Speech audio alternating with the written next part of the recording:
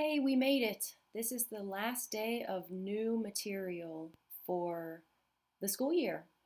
I put together different videos and a reading about culture and the fun stuff going on in the 1920s. I wanted to go out with a bang.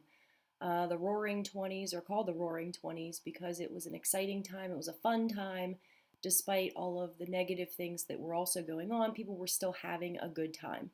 The first thing you're going to do today is go to Module 25 in the student ebook, and I'll show you in the table of contents here. You can skip to Lesson 3. It is called the Jazz Age. The 1920s were called the Roaring Twenties, but they're also known as the Jazz Age. Click on the Jazz Age, and then you can click on a national culture. You are only reading one page in here, and then you'll be going back to Schoology and clicking through some video clips.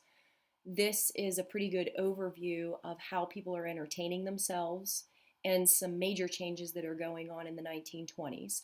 Starting with radio, we haven't talked about radio yet.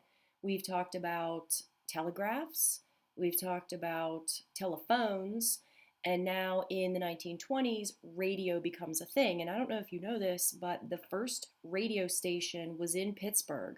It was KDKA, which we still have today.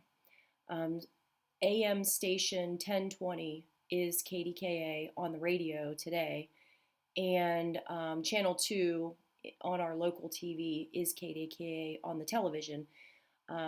So it's pretty historic. You're going to read through this paragraph here about KDKA and the radio starting. You can watch this video if you want to. I am not requiring you to watch that, but if you want to, you go right ahead. And then you could keep going and read a little bit more about radio and its effect on society.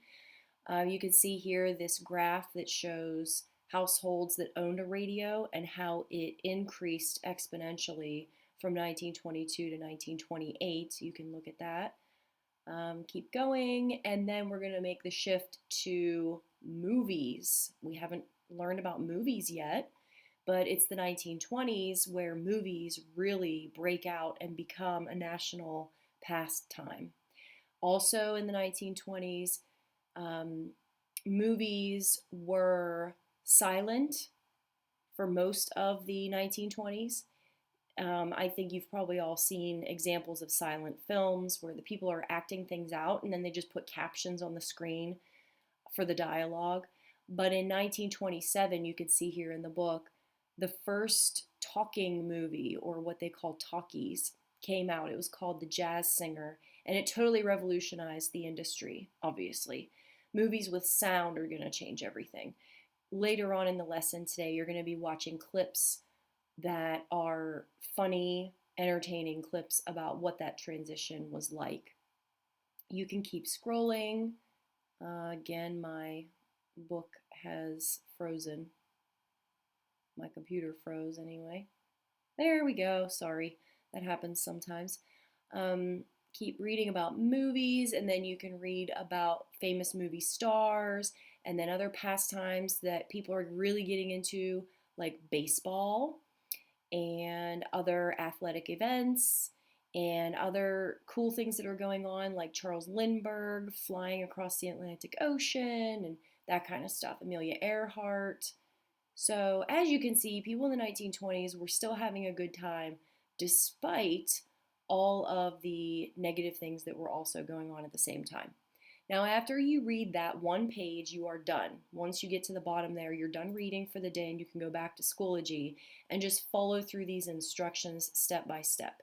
The next step is to watch those clips I was talking about earlier that show the transition from silent movies to talkies. These clips I took from a movie called Singin' in the Rain, which was made in the 1950s, but it was set in the 1920s. And these are just a few funny scenes that show that transition from silent film to talking films. And then we're going to get into music because, like I said, the 1920s is also known as the Jazz Age. So I have a clip here by Louis Armstrong and his band. It's about 3 minutes long. It's just music and pictures that go along with the time, and you can hear what jazz music sounded like back then. And then we're going to wrap it up with the flappers.